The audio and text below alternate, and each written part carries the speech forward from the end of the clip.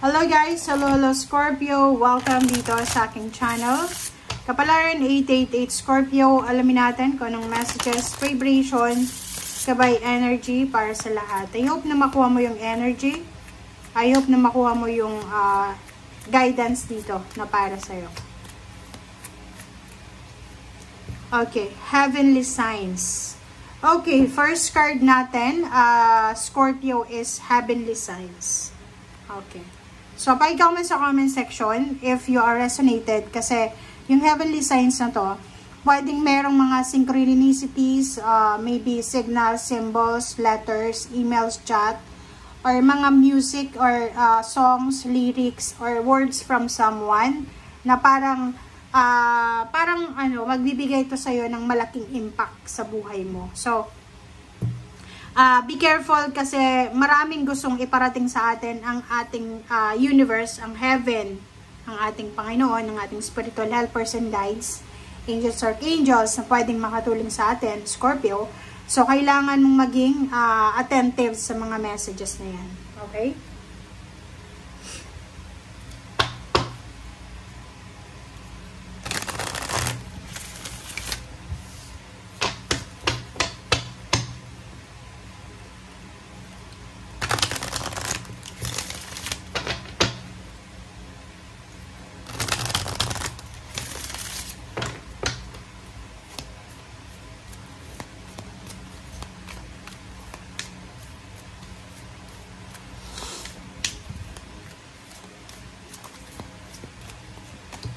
Okay, second deck.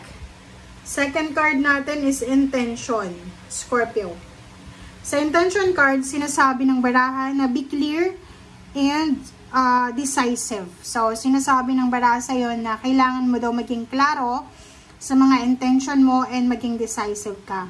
Mag-focus ka lang sa kung ano yung gusto mo, kung ano yung nagbibigay sa'yo ng saya, kung ano nagbibigay sa'yo ng excitement, and be bold with your requests to the universe. So, parang ang intention card na to, sinasabi sa'yo, Scorpio, na wag nang magpaligoy-ligoy pa. 'Di ba? Pag nagpe-pray tayo sa ating Panginoon, sa heaven, make sure na yung kung ano yung gusto mo talaga, direkta.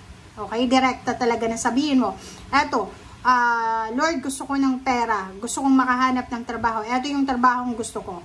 Parang ganun. So, dapat maging clear ka, focus ka lang sa kung ano yung gusto mo, and be bold. Huwag tayong, kumbaga, magpatumpik-tumpik sa, di ba? Ibigay na natin eh. Kung halimbawa, nag-wish ka, ibigay mo na yung lahat ng, ibigay mo na, or sabihin mo na lahat ng gusto mo. Di ba? Okay. Sensya na guys, sinisipon kasi ako.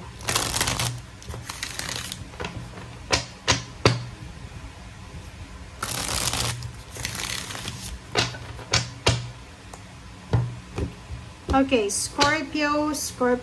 Tingnan natin. Okay, first two cards natin is Ten of Pentacles and Six of Pentacles. Ang ganda neto. Yung dalawang barahang yan ay nagsasabi sa'yo na magkakaroon ng financial balance sa buhay mo, Scorpio. Ibig sabihin, dito sa barahang to, possible na makatanggap ka ng lump sum of money, payments, payouts, inheritance, or pwede siyang halimbawa nag-a-apply ka ng trabaho papuntang ibang bansa, Scorpio. Sinasabi ng baraha dito na pwedeng makatanggap ka ng malaking sweldo, or maybe yung offer, yung salary offer ay malaki, 'di ba? Or contract, parang ganun. So, sinasabi ng baraha sa'yo dito na may parating na financial balance and security or stability sa buhay mo, Scorpio. So, ihanda mo ang sarili mo kasi ito ay darating sa tamang oras, tamang panahon. Okay. So, dito naman, merong mga Scorpio na matagal na silang heartbroken or maybe matagal na silang nagtitiis sa pagkakaroon ng masakit na pakiramdam like grudges, resentments, or anything na mabigat sa pakiramdam, emotional.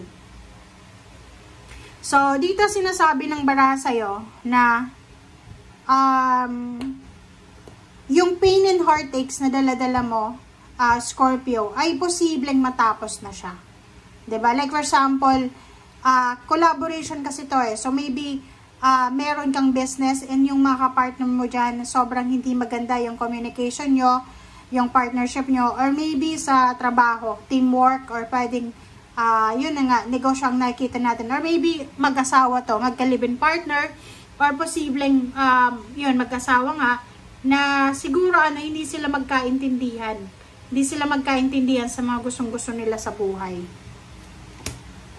Okay, Three of Rods. So, sinasabi ng baraha, ano man itong hinihintay mo, maybe 3 years ka nang naghihintay, 3 months, 3 weeks, sinasabi ng baraha na parating na siya.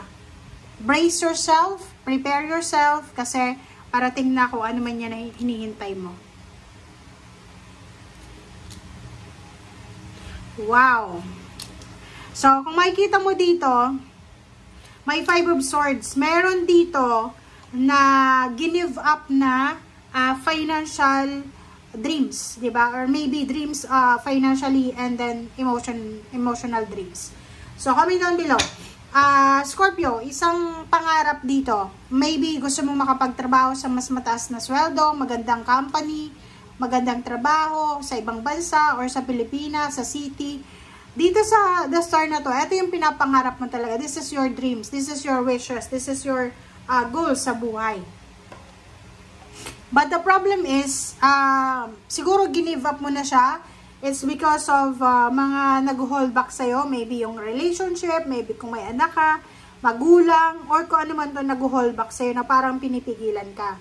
But luckily, yun na nga sinasabi sa'yo na isang unexpected na offer, financial fulfillment, and achievements na posibleng darating sa'yo. So, kumbaga, itong balance na to, itong financial balance and openings and new beginnings na darating na to is a blessing from the universe.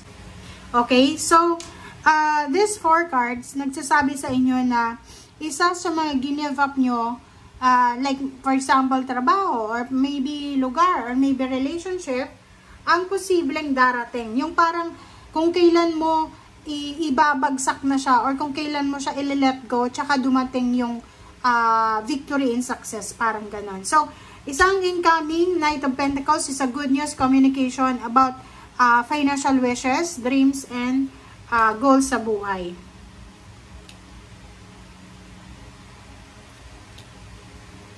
Okay, so these 3 cards, same din dito sa 9 of Pentacles, no? Sinasabi sa'yo na simula ngayon habang nanonood ka, Scorpio, isang unexpected na emotional and financial balance ang posibleng darating sa'yo.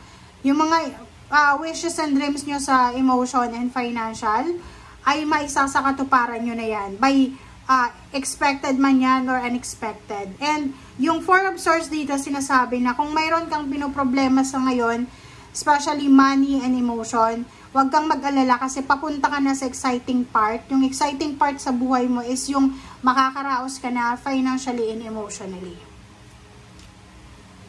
Okay, last cards natin is Queen of Rods and Ten of Cups, diba?